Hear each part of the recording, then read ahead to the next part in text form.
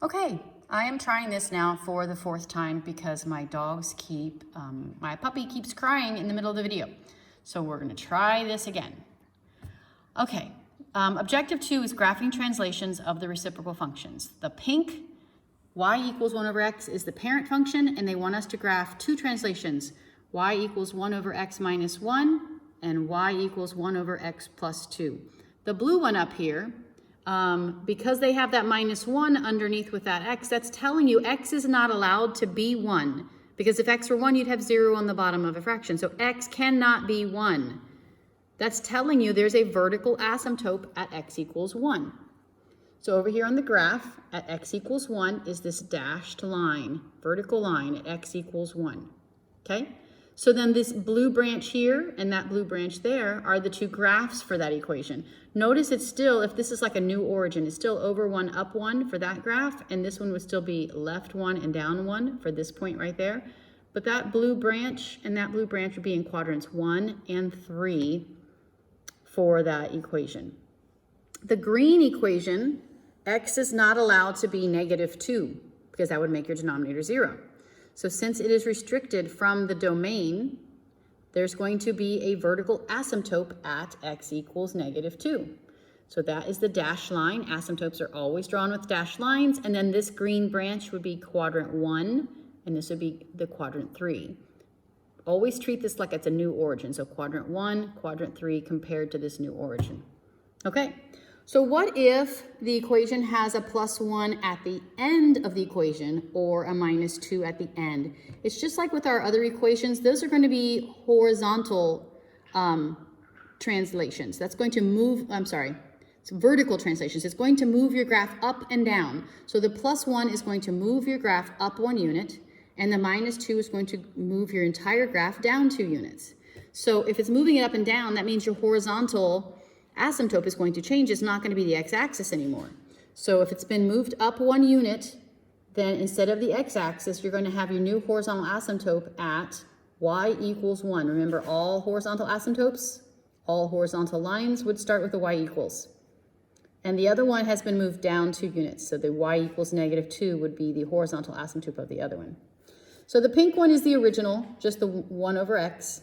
And the blue, this one, and this one, the blue is using this y equals 1 as an asymptote, and it's graphed in quadrants 1 and 3.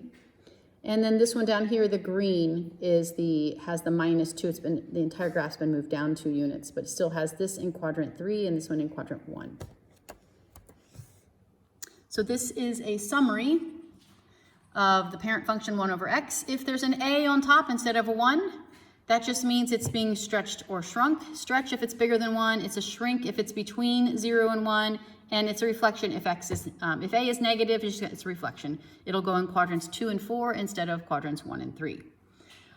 Here are the equations over here. One just has a 1 and one of them has an a on the top, but they do the same thing. The k at the end is going to move your graph up and down, exactly the way it looks. And the h that's on the bottom with the x is going to move it right or left, and that's the one that's opposite of the way it looks. That means that x equals h will be a vertical asymptote, and horizontal will be y equals k.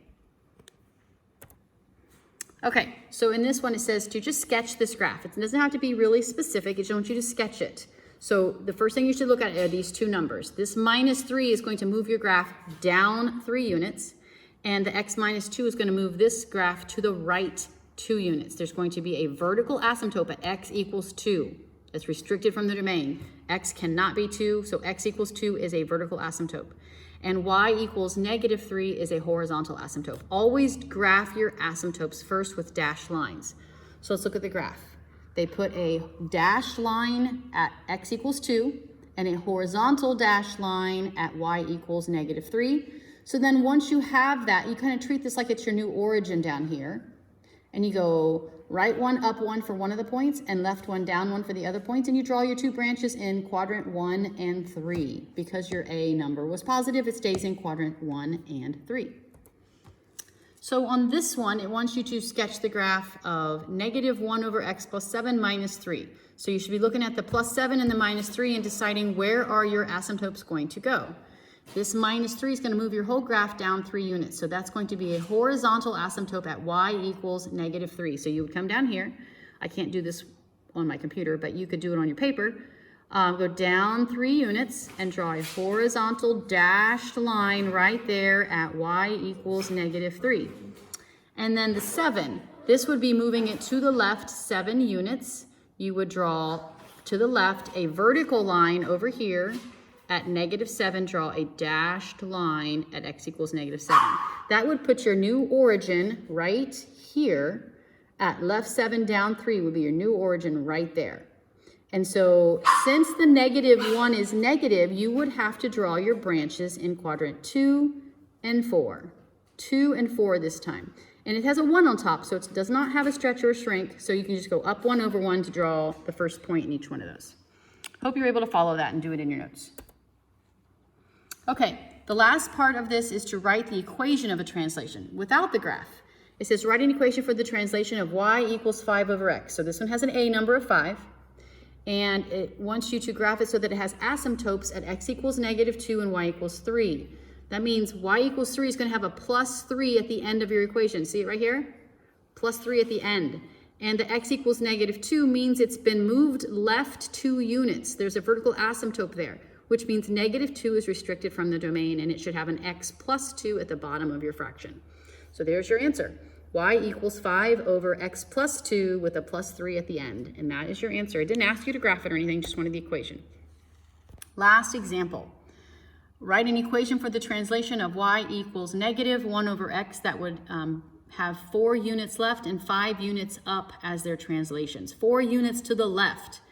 To the left, that means it has to go under the denominator with the x. 4 units left. And 5 units up is going to be at the end. It's going to have a +5 at the end. 4 units left, you'd think it'd be -4, but it's not. It's really +4. So here's what you should have. Y equals -1 over x plus 4 with the +5 at the end. Now that negative doesn't have to be on top. It can just be out here out front, or it can be at the top. It really doesn't matter. But that would be the equation for that translation. Okay, finally made it through. I hope if you have any questions, just make sure you send me an email and ask me any of your questions, and I will put your assignment in Google Classroom.